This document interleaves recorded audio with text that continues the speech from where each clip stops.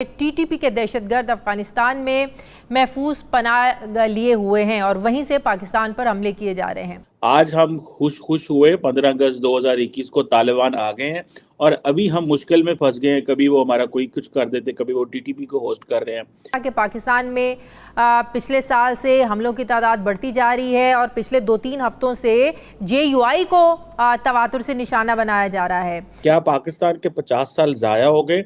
हमसे गलती क्या हुई है कि आज तालिबान भी जो है वो हमें आंखें दिखा रहे हैं? सर नमस्कार दोस्तों, हमारे चैनल में आपका स्वागत है। आज के इस वीडियो में पाकिस्तान मीडिया में बात हो रही है पाकिस्तान के तालिबान के बारे में, जिन्होंने पाकिस्तान की बैंड बजाकर रखी हुई है। अब दोस्तों, जैसा कि पूरी दुनिया जानती है कि किस तरह से पाकिस्तान ने अफगानिस्तान के तालिबानों को सपोर्ट किया, जिसकी वजह से अफगानिस्तान के तालिबानों ने पूरे अफगानिस्तान पर आज कब्जा कर लिया है। उस वक्त पर पाकिस्तान को कहीं ना कहीं उम्मीद थी कि इन्हीं तालिबान की वजह से वो भारत को परेशान कर पाएंगे। पर दोस्तों, कहता है ना कि कर्मा इज अ बिच। जो गड्ढा पाकिस्तान ने भारत के लिए खोदा था, उसी गड्ढे में आज पाकिस्तान जाके गिरा है। आज पाकिस्तान के तालिबान खुद पाकिस्तान पर कब्जा करना चाह रहे हैं। यही तालिबान हर आए दिन पाकिस्तान के सैनिकों को, पाकिस्तान की पुलिस को लगातार निशाने बनाए जा रहे हैं। पाकिस्तान मीडिया इस बात को लेकर काफी परेशान है, पर कहीं ना कहीं उनको भी ये सच पता है कि पाकिस्तान अपने ही कर्मों का फल भुगत रहा है। इसी विषय को लेकर पाकिस्तान मीडिया में और भी क्या चर्चा हो रही है, वो देखने के लिए शुरू करते हैं इस वीडियो का अगला भाग। अफगान तालिबान माने या ना माने, अब सिर्फ पाकिस्तान नहीं, अब तो दुनिया बोल रही है कि अफगानिस्तान एक बार फिर से दहशतगर्दों के लिए सेफ हेवन बन गया है। हमने तकरीबन 50 साल अफगानिस्तान पे लगा दिए। स्टार्टिंग अगर मैं और हमारी जो 50 साल आइडेंटिटी है पाकिस्तान की, वो अफगानिस्तान की वजह से जानी जाती है जी।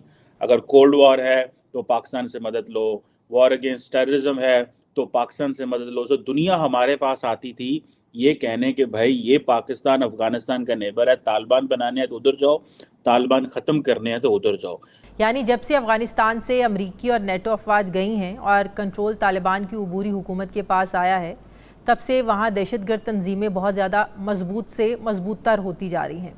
यानी पाबंदियों और यकीन दहानियों के बावजूद अफ़गान तालिबान के अलकायदा के साथ करीबी ताल्लुकात आज भी बरकरार हैं।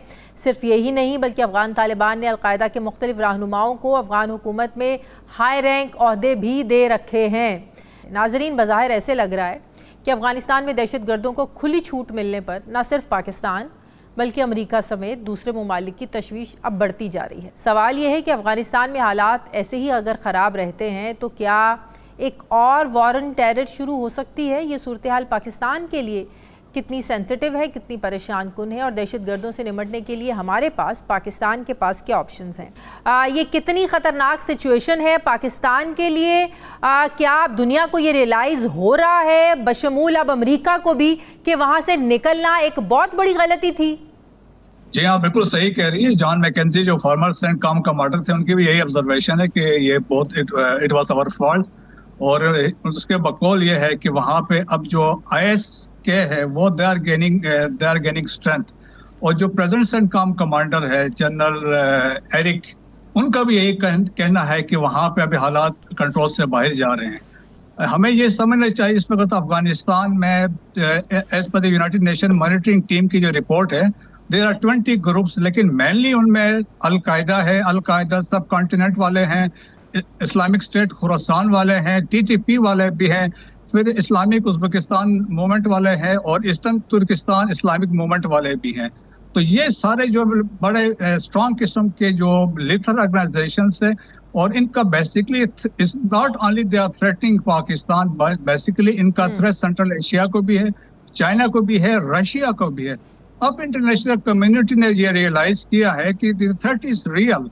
और स्पेशली अलकायदा के, जिस तरह हमने सुना कि अलकायदा को अभी जो जिनके अंडरस्टैंडिंग डेवलप हो रही है विद अफगान तालिबान, और उसमें एक इम्पॉर्टेंट फैक्टर जो हमें समझने वाला है कि अलकायदा की जो उसामा बिन लादेन थे, उन्होंने बैयत की थी मुल्ला उमर के। ऐमन जवाहिरी ने बाद में मुल्ला अख्तर मंसूर की बैयत की थी। और अभी जो सैफ आदिल है, इसने भी अमीरुल मोमिनीन मौला हेबतुल्लाह अखुंज़ादा को एक्सेप्ट किया है। सो एक अंडरस्टैंडिंग इनमें डेवलप हो रही है। लेकिन एक जो इम्पोर्टेंट फैक्टर जो समझने वाला है, वो जो इंटरनेशनल कम्युनिटी भी कह रही है, जो एक और थ्रेट जो डेवलप हो रहा है, that is Islamic state of Khorasan. और उनकी स्ट्रेंथ बता रहे हैं 4,000 to 6,000 है। और specially they are gathering north of Afghanistan और वो सेंट्रल एशियन, वो समझ रहे हैं कि थ्रेट यहाँ से ओरिजिनेट होगा टुवर्ड्स सेंट्रल एशिया। और आइस के जो हमले हुए हैं विद इन अफगानिस्तान, आपने देखा कि गुलबदीन हिकमतयार पे हमला हुआ, देन पाकिस्तानी एम्बेसी पे हुआ, रशियन एम्बेसी पे हुआ, और फिर चाइनीज इंजीनियर जिस होटल में ठहरे थे वहां पे हुआ, और पाकिस्तान में पेशावर में एक इमाम बाड़े पे हमला हुआ, और बाजोड़ में आपने देखा JUI का जो रैली हो रही थी वहां पे हमला हुआ। किस किस से निपटना है? एक तरफ TTP टारगेट करता है, हमले करता है। TTP से आपके मुज़ाकरात माजी में भी हुए, उनका क्या फ़ायदा है कि आज भी हमें मुज़ाकरात की ज़रूरत है या माजी जैसे ऑपरेशंस की ज़रूरत है? दूसरा नया जो चैलेंज पाकिस्तान के लिए बल्कि पूरी दुनिया के लिए बनता जा रहा है, दाइश, जिसकी अभी आप बात कर रहे हैं, जो JUI को निशाना बना रहे हैं, तो पाकिस्तान के लिए ये कितने बड़े चैलेंजेस हैं? क्या इसका हल माजी जैसे ऑपरेशंस ही हैं क्या? नहीं, ऑप्शंस देखिए, पहले ऑप्शंस तो अफगान तालिबान को बड़ा क्लियर दिए हैं। Government of Pakistan, army chief ने कैटेगोरिक भी बताया हुआ है। एक अंडरस्टैंडिंग डेवलप हुई थी इन द पास्ट कि जो अफगान तालिबान को जो अफगानिस्तान के अंदर है उनको रिलोकेट करेंगे towards north and west of Afghanistan. तो कुछ उन्होंने रिलोकेट किए, but still majority they are Kunar में है, नूरिस्तान में है, बदख्शान में है, पक्तिका में है, तो वहां से ये स्टिल ऑपरेट कर रहे हैं। लेकिन अभी हमें एक डिप्लोमेटिक, यकीनन डिप्लोमेटिक, पॉलिटिकल, इकोनॉमिक प्रेशर रखना चाहिए। At the same time message chief of army staff ने ऑलरेडी दिया है कि एनफ इज। कई गलतियां तो ऐसे होती है ना कि आप लोगों की बात सुनते हैं, वो अपनी वजह से आपको कहेंगे कि आप ये करो वो करो। हमने अपने वजह से काम करना है, और वो भी सोच समझ के उन लोगों की बात नहीं सुननी जिनको अफगानिस्तान के साथ, एक तो खैर उनको खबर नहीं है, दूसरा आपने देखा होगा डॉक्टर साहब कि यहाँ पर एक बहुत बड़ी वबा है इस मुल्क में, और वो ये है कि जी मेरा कोई कसूर नहीं है, किसी और का है, किसी और ने ये किया है, गाड़ी की टक्कर हो जाए किसी और का कसूर है, कहीं और हमारी इकोनॉमी हम ठीक नहीं कर सकते तो IMF पर डाल देंगे। और ये जो किसको कहते हैं ना कि दूसरों को करना, ये बहुत पुराना है। लेकिन जहाँ तक अफगानिस्तान का ताल्लुक है, मेरे ख्याल में बहुत हद तक हमने अपनी पॉलिसी में वो चीज़ रखी जो कि हमारे, न सिर्फ हमारे पाकिस्तान के बल्कि अफगानिस्तान के भी फायदे में थी। सबसे बड़ा पिलर हमारा था, अब मैं सोवियत यूनियन से पहले तो नहीं जाना चाहता हूँ जहाँ किस किस्म के ताल्लुकात थे। मेरा ख्याल था कि जो दो नेबर्स होते हैं उनके अंदर मसाइल भी होते हैं, लेकिन हम एक दूसरे के साथ रह रहे थे, और चूंकि एक दूसरे की इतनी ज़्यादा कदर थी, इतनी ज़्यादा कीमत थी कि अफगान बाकी काम छोड़ के हमारी सरहद को डिफेंड करते थे जब हम हिंदुस्तान के साथ लड़ाई करते थे। इसलिए हमारी पहला तो असूल था कि जी हमने अफगानिस्तान पर जो अगर कोई फॉरेन फोर्सेस है, मिलिट्री प्रेजेंस है, वो तो हमने अफगान रेजिस्टेंस की मदद करनी है, क्योंकि जब तक वो रहेंगे मलबा गिरता रहेगा। ये पहली बात थी। उसका कोई कीमत तो होती है, हर एक काम जो आपने करना होता है, अगर आप सोवियत यूनियन और अमेरिका जैसे लोगों के साथ करेंगे तो कुछ कीमत तो होगी उसकी, कभी आ जाएगी कोई और चीज़, उसको संभालना हमारा काम था। अच्छा, अगर जहाँ पर वहाँ पर जो डेफिशिएंसीज है, अभी मैं नहीं जाऊँगा, हम जानते हैं कि हमारे मुल्क के अंदर आपस में अपना काम करने में कितनी हमारी जो सी हैं वो खामियां हैं, कई और जगहों पर मैं बता सकता हूँ।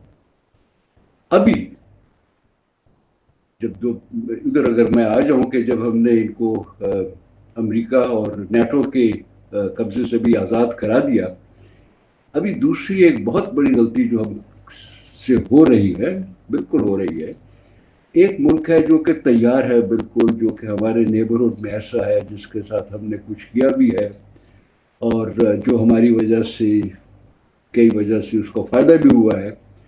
अभी हम सारा मलबा उसके ऊपर डालते हैं उस काम के लिए जो कि हमारा है। तालिबान TTP को संभालना हमारा काम है। अगर ये कोई मुझे कहता है कि पाकिस्तान जैसा मुल्क 10-15 हज़ार लोगों को नहीं संभाल सकता, तो मैं सिर्फ ये कहूँगा आप अपना दिमाग का इलाज करवाइए।